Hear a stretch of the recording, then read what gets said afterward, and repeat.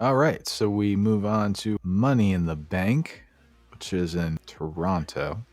And I gotta be honest with you, I'm not prepared for these predictions. Good. I still need more TV time. You get one more week. So, yeah, our first match is the women's Money in the Bank, and we still don't know who the sixth person is. So, this is a hard one to handicap, isn't it? Yeah, that's weird that we don't know who the sixth person is.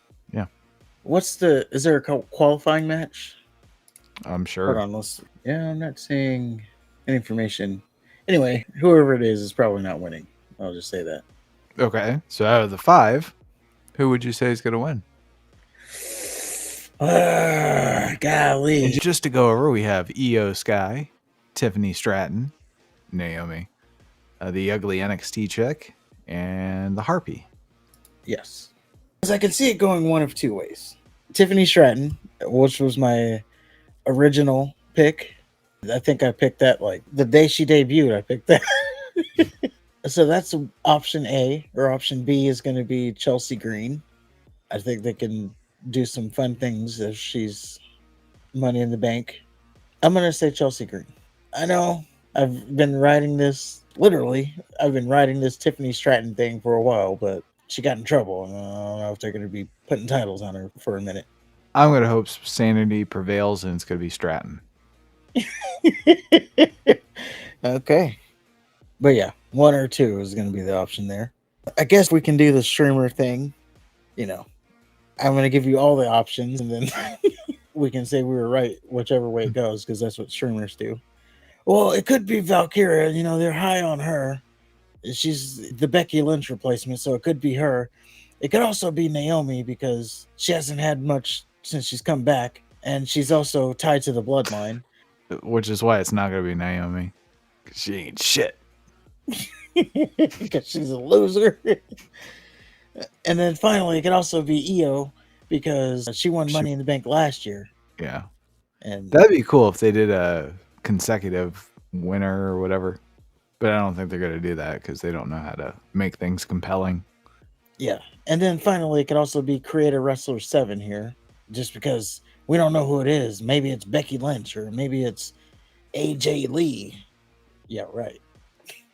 Just my guess. It's going to be like Last Chance Qualifier Battle Royal or Fatal 4-Way or something, like Yeah, all the yeah, yeah. losers. But yeah, it could also be Creator Wrestler 7 there Great. because it's the mystery opponent. And maybe it's Charlotte Flair. Maybe she comes back. And then they just hand her the Money in the Bank. Again, that's what the streamers do. They say all the options and then go back and say, see, I told you.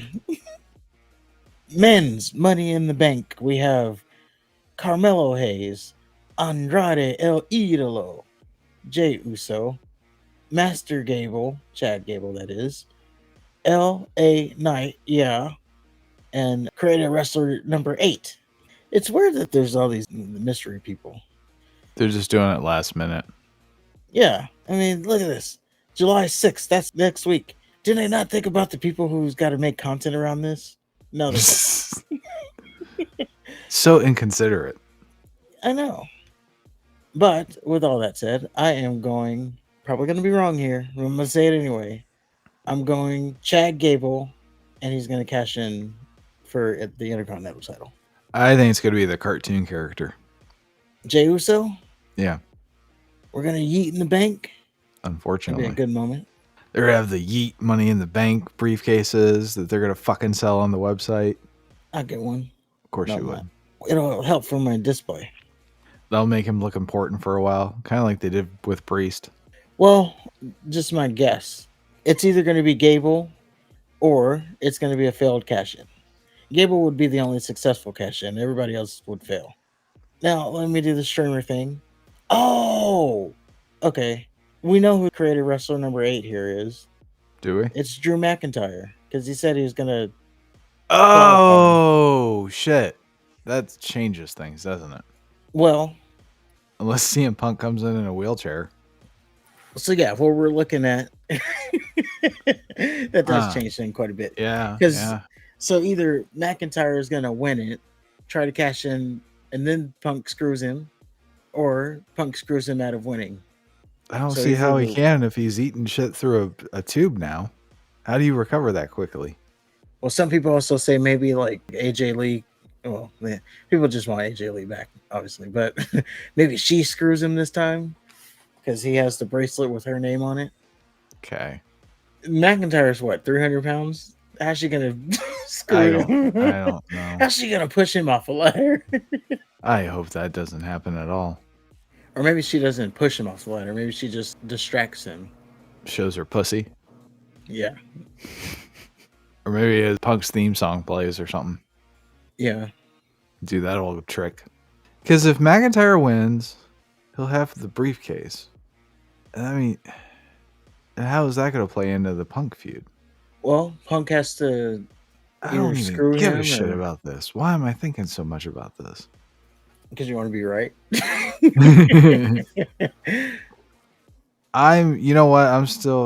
Fuck. I'm going to stick with Uso. I'll take the L. But it makes more sense because they like the merchandise shit. Because with Priest, they did the Senior Money in the Bank. I'm sure they sold a fuck ton of those. That's what I said. It seems like everybody has a thing now. Master in the bank, Yeet in the bank, Oh, Mellow in the bank. Like they're just getting ready to get that merchandise printed out. Probably have it ready already. Change their color. Yeah, it's going to be blue. It's going to be Yeet, even though he's on Raw. Yeah, final answer. Jey Uso. And I'm still going to stick with Mr. Gable. See, Again, I think probably not right, but I think the Wyatt Sucks are going to fuck him. if they do that, then McIntyre would have to win. No. They're going to have Punk and the Six in the same match. They had Belair, Nia Jax, and fucking somebody else in a TV triple threat match. True. I can see a situation where LA Knight does something or he's outside the ring and then Logan Paul knocks him out. And then Gable, he goes and he climbs the ladder and the lights flicker or something. Or Nikki Cross is just standing on top of the ladder and the lights go out and she's off the ladder. And the McIntyre's getting screwed by Punk. Can't look in my eyes. Boy, that would be quite that would be funny if like everyone got screwed. Don't tell me that that's far-fetched because they would do that shit. All right, so we're locked in. Jey Uso and Chad Gable. Yeah. To do the streamer thing, I can't even pretend that Carmelo Hayes and Andrade are going to win. Can't even pretend that. So your only other option would be LA Knight. He wins, cashes in on Logan Paul, or Drew McIntyre wins, and then CM Punk screws him out of the cash in. Next up, I know who we all think I'm going to pick. Did I even have to say it out loud? No. Breaker. But I think we're going to have a multi-man match ultimately. So I think Sami Zayn wins. But not by like pinfall. He wins by disqualification. Sheamus is for sure getting involved in this match. And depending on how hurt Kaiser is, he's going to get involved somehow. And then SummerSlam will have our fatal four-way. Unless Sami wins, again, disqualification. Breaker, he's going to lose his shit. He's going to kill Sami Zayn. And then Gable's going to cash in on what corpse is left of Sami Zayn. So this all happens in the same night. Then Gable walks out as champion. Well, wouldn't Breaker kill Gable?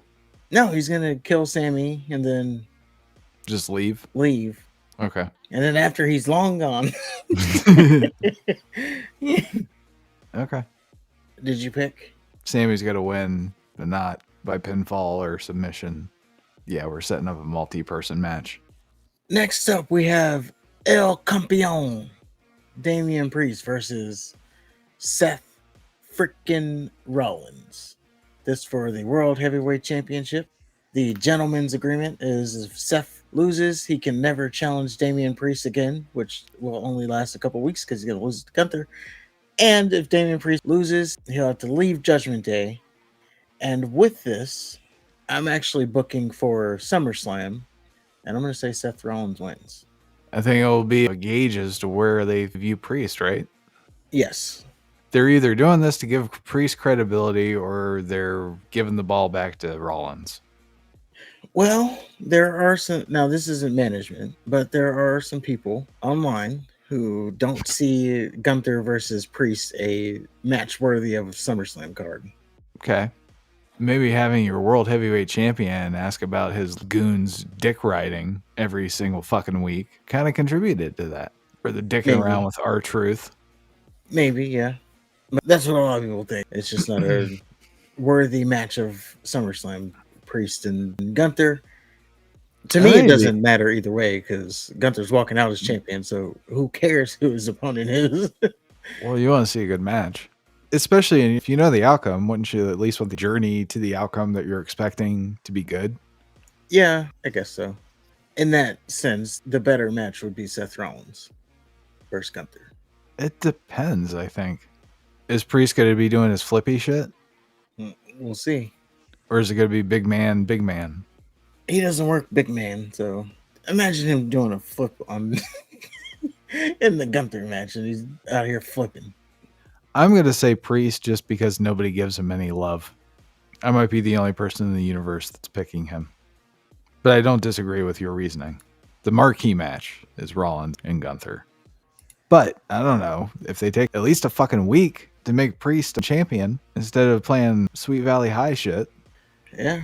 No, seriously, Cody Rhodes is fist fighting Samoan. Damian Priest is asking Dominic, "Oh, what'd Liv Morgan say today? Do you know that Liv Morgan? How's Rhea? Liv Morgan? Liv Morgan? Is R-Truth still around? McTurd, handle that. Stay out of my business." Yeah, it does kind of seem just there. Yeah. And he can be doing all this without the belt. He could. And the whole fact, if he loses, then it costs him his spot in the Judgment Day. There's that too. Yeah, take everything away from Ripley. Because clearly, if Priest is gone, then the other members of the Judgment Day would be more... Maybe Carlito would be the leader. That would be funny. It'll be Finn. But yeah, they'd be more susceptible to Liv's manipulation. I don't care, though. Good enough. And we go on to our next affair. I guess this would be the main event. I was just thinking, do they do like the Money in the Bank as the main event? But if they do, then they can't cash in on the same night. So there goes my theory there. But we have Kevin Owens, Randy Orton, Cody Rhodes versus the Bloodline. Now, we don't know officially who the members is. We have speculated. I speculate that Tongaloa is going to sit this one out. But yeah. Who do you got in the 6-man tag here? I think the Bloodline are going to win. But I think Orton strikes sooner than you've said. Just that I don't quite know when he's going to strike, but he's getting ready for a strike. I think this might be it. Okay. Yeah, I don't know. I'm going to say Bloodline wins. Now, there is a small chance that Roman Reigns shows up at the end of the show, confronts Solo, gets his ass beat there, or maybe they don't attack him just yet. He did take out the Wise Man, but we're not specifically on site yet. So he's going to give Roman a chance to acknowledge him first. So maybe that happens, or yeah, at the end of the show, we see Cody Rhodes get RKO'd by Randy Orton. There was a rumor going around that Solo versus Cody is the SummerSlam match that's happening. See, I thought it was going to be Roman and Solo. I thought it was going to be Randy and Cody. See, that would be awesome. It goes back to the other thing. Is Solo versus Cody right now a SummerSlam worthy match? I mean, Solo, yeah, he's ahead of the Bloodline, but he hasn't really been built the best since he beat John Cena. No. Since he destroyed John Cena. As a matter of fact, I think he's only won like 1 or 2 matches since then. And this is their problem. They're just trying to pluck people out of nowhere. You start stringing together wins, and then it makes sense. Like, collectively, we should all say, okay, this is the next guy. Like we're saying with Gunther. Well, there's your SummerSlam winner right there, because he's been built as such. So, Solo versus Cody at SummerSlam. I don't know if we can get there yet. That's my big issue. The Bloodline should be portrayed as the Suckses were, where they just took everybody out. This Bloodline is not done yet. They're supposed to be dangerous, like evenly matched. Yeah, I mean, Orton, Owens, and Cody can take on Solo, Tama, and the other one, and even beat them. So what is so dangerous about them? What is so dominant about them? Nothing. You know why Roman was so, I don't even know the word, But he had the belt for 1,000 days. You knew he was going to win. He was respected. Yes, there is prestige there. When you just have some guys that just take their lumps and make mean faces, that ain't it. Sure. And that's why I don't know what the fuck they're doing with Solo. They're trying to make him the tribal chief, and all he does is fucking lose. That's why this match is so hard. You would think the Bloodline, because they're coming into such strength, is going to win this match, but they lose. Losers. Yeah, they lose a lot, so you can see it going either way. Well, they have to win. If Solo's going to SummerSlam, they have to win. If Solo's not going to SummerSlam and Randy Orton is, then the babyfaces win, and then we get the turn at the end of the show. I don't even remember who I picked. I'm going to be honest with you. I think I picked the Bloodline. Yeah, you did. All right, so Bloodline. And those are our predictions. Those are the predictions. Let us know what your predictions are in the comments below. And while you're down there, you might as well hit the like button, subscribe button if you haven't already.